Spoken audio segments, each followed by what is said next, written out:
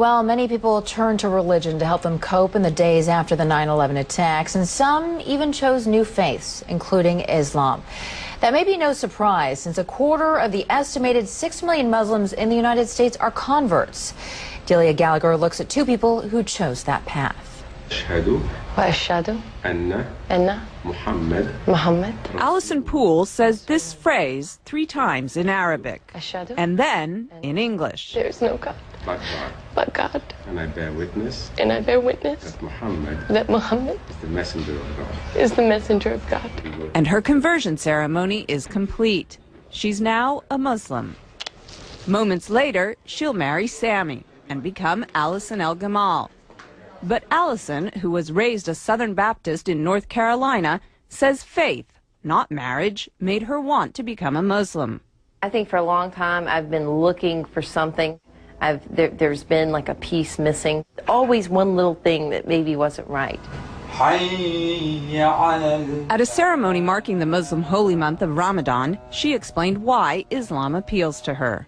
I think because it's much more about peace. I'm praying 5 times a day. It's kind of hard to go out and say bad things or do bad things when you're praying 5 times a day. And you have to believe. The imam who married Allison says he's seen more American converts recently, in part because of the prominence of Islam in the news. It may sound paradoxical, but what happens is that when something becomes more in the news, people tend to want to know about it.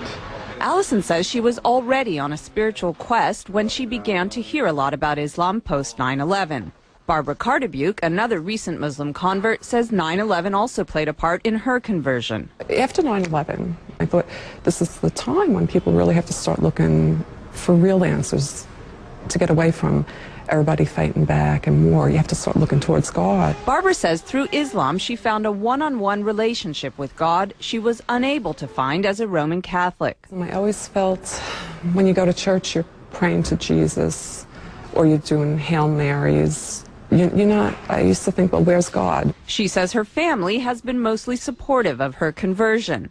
Allison says her family is completely behind her decision, but occasionally she's reminded that not everyone is. I was walking around down near the World Trade Center, and this woman walked by, and she said, "I want to just go bomb those Muslim bastards." And I heard her say it, and it really struck me, because I was like, you know what, that's me.